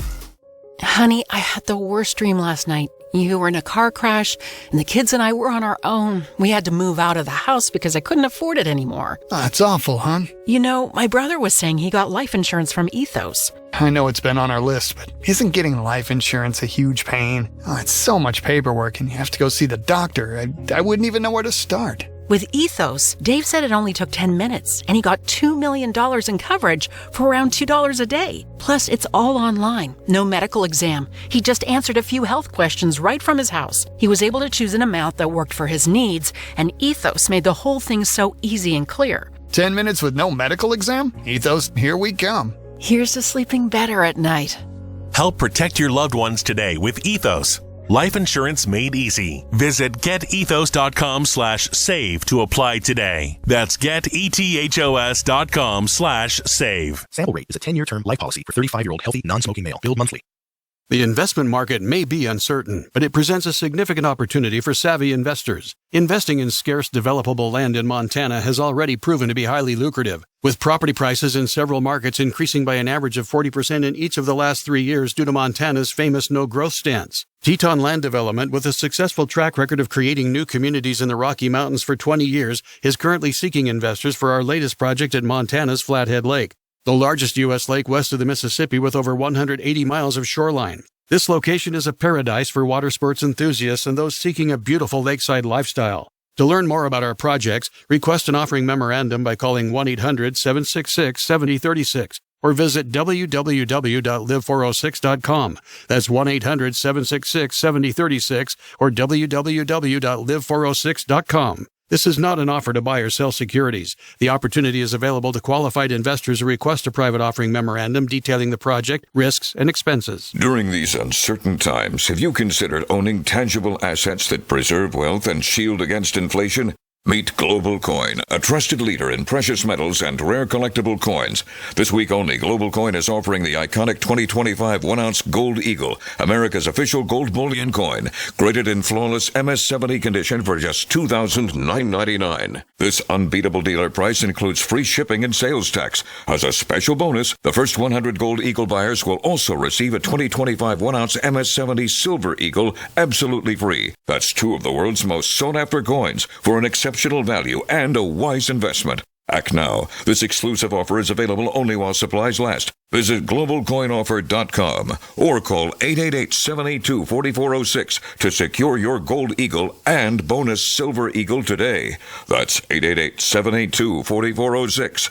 Global Coin. Value you can hold. Trust you can count on. This is the best of Trunk Nation, reheated and repackaged for your consumption on SiriusXM's Fashion Talk. Eddie Trunk back with you on the best of Trunk Nation. Back live with you guys tomorrow and all week from the Monsters of Rock cruise. Next up, Chester Bennington, the lead singer of Linkin Park. Chester came into the studio in New York City. I remember when he did. It was the first time I met him, and we talked about a song at the time that Linkin Park had made that is very much not a rock song, but he was very, very happy and proud of it and seemed to be in great spirits this day that I had a chance to talk to him. Let's go to that interview right now. Chester Bennington of Linkin Park just walked into the studio. We're talking about the hazards of rain when it happens in Los Angeles. It's like the world comes to an end. You're saying you moved from Arizona back to L.A. recently. Yeah, and man, I'll tell you what, it took me like 3.5 hours to go 30 miles. Which is no joke. That's not even an exaggeration. No, it literally, I would have rather taken a pair of pliers and ripped like one of my teeth out. My favorite thing about when I go to LA, and I do quite often, is do you ever use that navigation app Waze? Man, I used that one time and it took me through like Compton, and I was like, and then like up like the side of like a river, and then like, you know, like I don't know, like back down through like a couple flea markets, and you know, I don't know. I was just like, screw Waves. Well, okay, Waze or any nav app that you may use, right? Yeah. My favorite thing is if you're in LA and you put in, you got to go like, I don't know, it'll come up 6 miles, 1 hour and 58 minutes or something. Exactly. Like that's the only place you can go in LA. Then you have to go 7 miles and you can come up 2 hours. Oh my God. It totally is true. It drives me nuts. And I always double check, like I'm looking at the miles and I'm like, that doesn't make any sense. Like I'm going 12 miles. It says an hour and 15 minutes. Like I could ride my bike there faster than that. You know what I mean? God, it's crazy. So you're making the rounds, man. Some new music from Linkin Park. Yeah. That has just come out, a single called Heavy. Yeah. Which is, listen, Linkin Park is always, I mean, the signature when I think of your band is that you've always pushed the boundaries. You've always, every record has been a different experience. Yeah. The Hunting Party being heavier record maybe, and more electronic, more this, more that. This song, to me, is unapologetically an out-and-out pop song. Would you agree? Absolutely. Talk about that decision, because were you worried at all that the rock base of Linkin Park were going to be like, oh no? Honestly, like everything we do is polarizing to a fan base or to music people who listen to the band at all. And I mean, from the very beginning, when we released One Step Closer, it was like, you know, it wasn't hard enough, or it was like, you know, it was kind of poppy even for a heavy song. And then, you know, Somewhere I Belong comes out, and it's like, what happened to Linkin Park? And then Breaking the Habit comes out, and it's like, this is a great pop song. Like, this isn't my band anymore.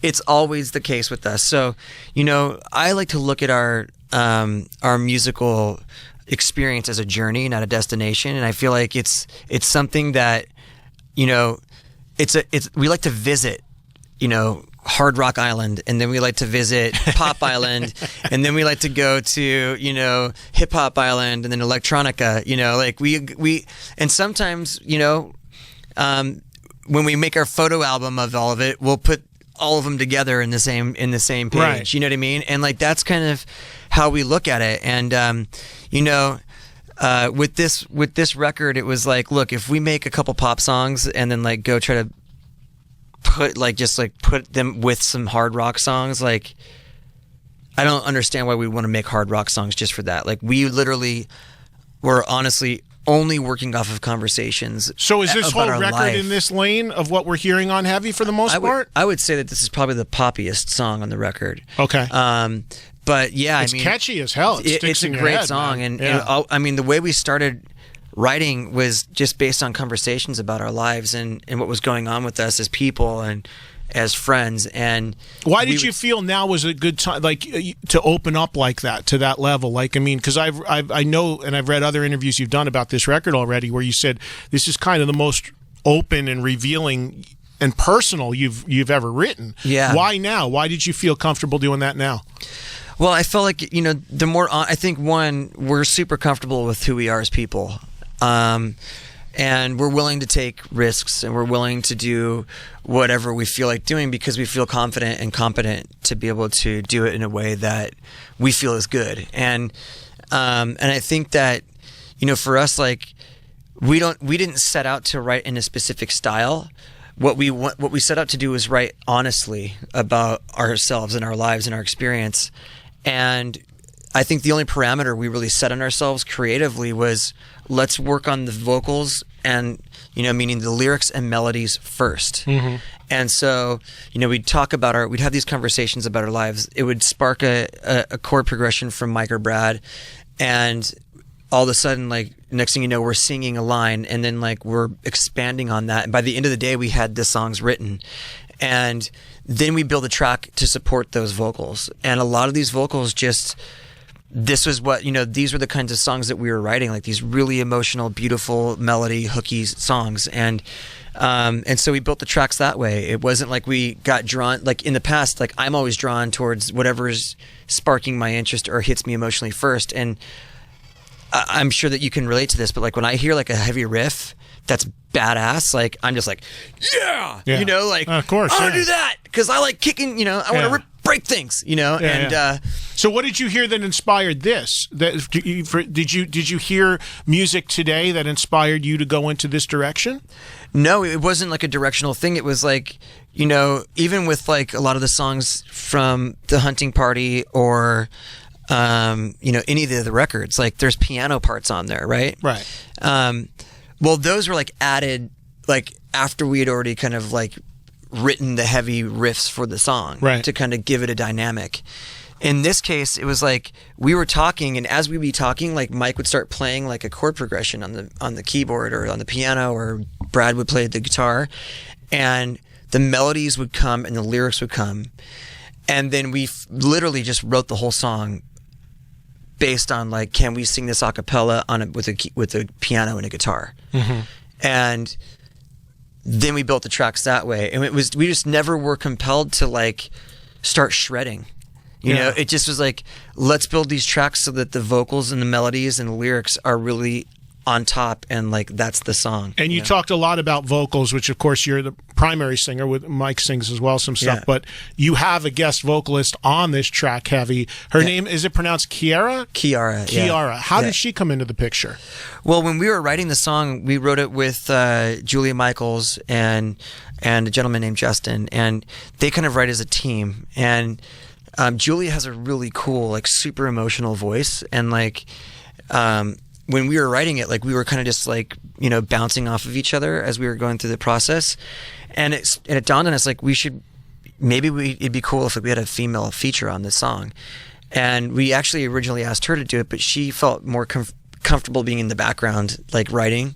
And so that didn't change our desire to have a female artist on. So we were talking to one of our friends who's a popular DJ, and he came in and listened to some songs, and he said, look, there's this girl named Kiara, she's a big Linkin Park fan, she's got an awesome voice, and we're blowing up, like we're gonna blow up her song, and she's gonna be huge, and I think it'd be a perfect fit. So we just kind of reached out to her and invited her to the studio. She came in, listened to some music. really felt comfortable that she could, participate and it would feel comfortable for her. And we got her in the studio and got her in the booth and started singing the song.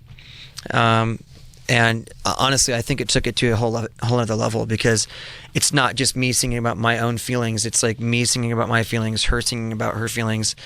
It's really a song for anybody. And it's not like a duet where we're like lovers, Right. talking to each other. This is just two people going through their life, and having these certain feelings about it. And I don't know. I think it's a great track, and it's the first time we've ever had a female feature on any of our songs. Do you find that generally the bulk of your fan base, which is so passionate about Linkin Park and the things that you do, and like you said yourself, there are people that are gonna, no matter what you do, somebody's always going to chirp about it. Yeah. That's just the nature of the world we're in.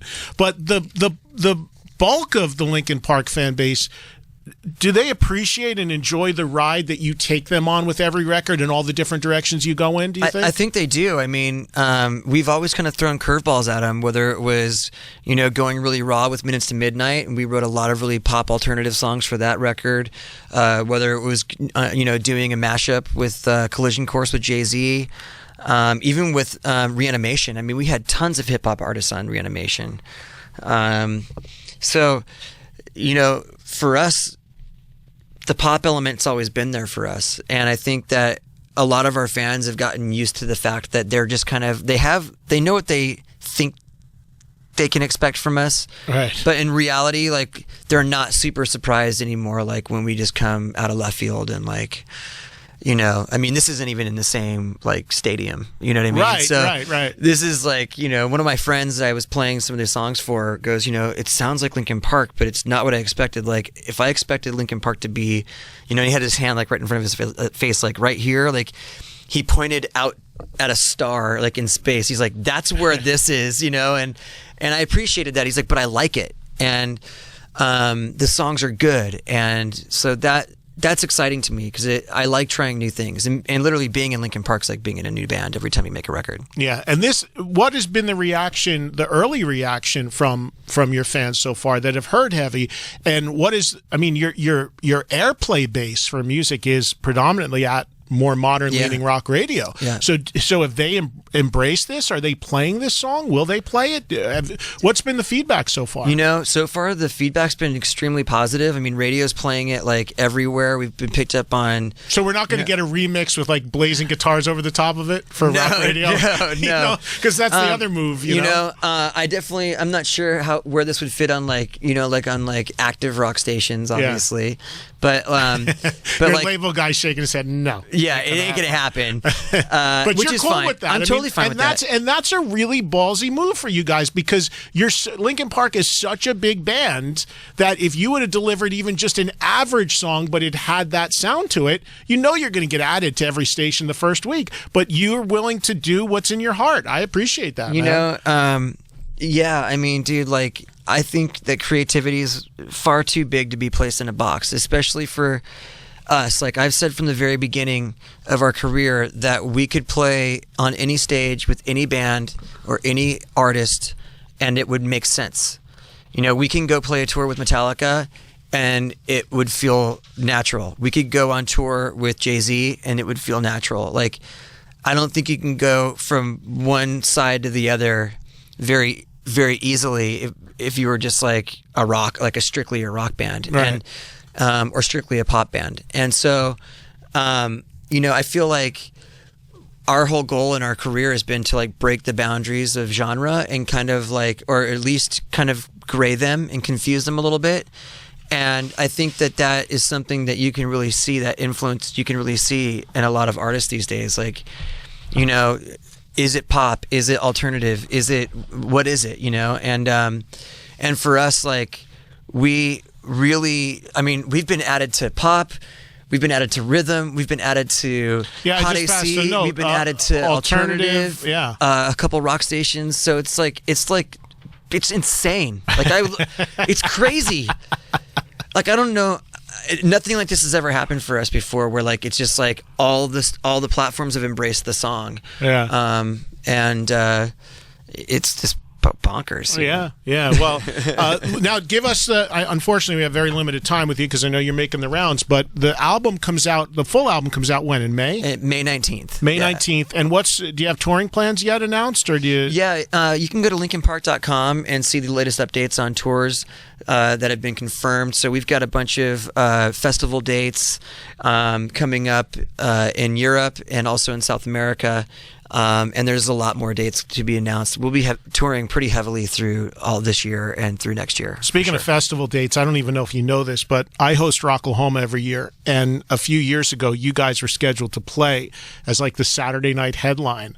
And it was the Rains from Hell, and you didn't play. Do you remember that? I do, yeah. Because I remember Anthrax played earlier in the day, and they're old friends. I'm sitting on their bus, and the bus is shaking and moving as we're riding out the rain. And I'm like, Linkin Park ain't going to play in this. And they were like, well, their plane's in Tulsa, and I don't know if they're coming here and all that.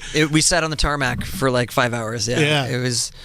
it was one of those like, man, I wish we could do this. Like, can we? We're not that far, so let's just wait it out. And, for us, like, obviously safety's first. Like, we want everybody, not only the band to be safe and the crew to be safe, but we also want our fans to be safe too. Yeah. So, Hey, one quick thing before I know you got to run out of here. Stone Temple Pilots, I saw you sing with them a couple times. I thought you did a great job. Thank you. And I know that was something that you were really, very proud of, because a lot of people had told me even backstage that day that STP for you growing up was one of your all-time favorite bands. They are. They always will be one of my all-time favorite bands. Even just being able to, I've shared a lot of great moments with all those guys, from touring with them on Family Values tour. I became good friends with and you Scott, made music with them as well. and I got to make music with Robert and Dean and Eric, and it was just one of those things where it's kind of funny, but I remember like right after Linkin Park had started kind of taking off.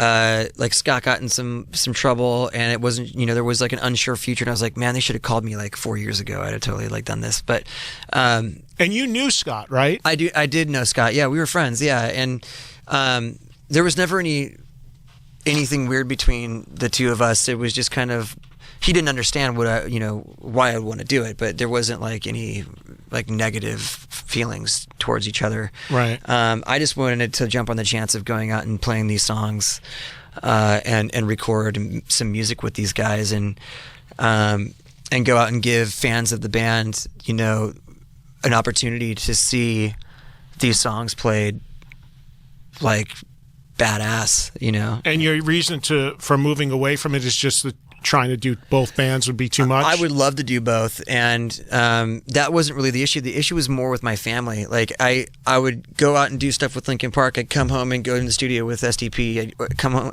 go back on the road, and then come home and go on the road with STP. Right. And I'd also broken my leg, like really, really bad. And that's where I was like, you know what? Like, if any one thing goes off, like the whole system, like my whole world kind of gets thrown into like chaos. So with the broken leg and the being gone all the time, it was too much. It was too much at once. And, I broke my leg. I couldn't even walk. Like I was in a wheelchair and I had to go play shows. And I was like, I better start walking. So I literally just got up and started walking on this leg I destroyed. And so every night I was putting my foot in a bucket of ice, and then my kids were crying when I'd leave the house and stuff. So I realized, I think I may have bitten off a little bit more than I can chew. Which, they're giving me the kill sign. The worst part of my job is when I got to stop talking to people. But that's become, as you know, the norm, though. Most people have more than one band. It used to be like this weird thing, like, oh my God, the guy has another band. Now it's actually weird if you only have one band. Most people have at least one other. So I would honestly, like, I still go out and play like a lot of. I'm doing a show with Robert and Dean. With the band called Kings of Chaos. Right, I know you did that recently as well, yeah. And I just went on tour with Robert, and it's like, so I love playing music, man. It's my favorite thing in the world. Like, dude, to get up on stage and to be able to sing with Corey Taylor, and play shows with Billy Gibbons, and and Robin Zander, and Billy Duffy, Steve Stevens, and Robert DeLeo, and Matt Sorum, and Dave Kushner, and Dave Navarro, and Joey Castillo, and I mean, like Scott Schreiner. Like, these are all great artists, you know what I mean? And sometimes Slash comes out, and sometimes, Gilby Clarke comes out, and it's like, me and Corey, we're funny when we play together because we're just like, dude, and I'm like, I know. That's Corey. It's like, and we're just like, dude, this is fucking insane. And I'm like, I know, like, we get to do this, and we're like jumping up and down like little girls, like, yeah. And it's hilarious, man. I love because Corey's a little younger than me, but he's enamored with the whole '80s stuff, which I own that scene, So whenever I'm with Corey will come up and he goes, "Is that Warren DeMartini from Rat over there? Oh my God, you have to introduce me, Trunk." So I love that side of him. I love that he's such a fan. It's so fun, and so I just really enjoy doing those shows, man. And like, I'm a rock guy, and I've got, a big love for a lot of different styles of music, but really my roots are in rock and roll, punk rock, early hip hop, and so for me to get up on stage and like have Billy Gibbons, like, dude, he's funny because he gives gifts like every day. And so like I'd show up and be like, "I got this for you." And it's like, he hands me like a fully functioning harmonica that's like the size of like, it's like an inch long, it's got 4 notes. And I'm like, "Oh, thanks." And the next day he's like, "I was thinking about you today," and he hands me like chocolates. Just like, this is incredible. Like, he's the most generous guy ever. Like, very thoughtful and really fun to play with. Listen, man, they're going to kill me if I don't let you go. Great to talk to you. Come back when you have more time. Love to get into all kinds of stuff with you. Chester Bennington of Linkin Park. The new single is out now called Heavy. The album coming a bit down the road in May. And look for tour dates. Go to linkinpark.com. Great to see you, man. Yeah, you too.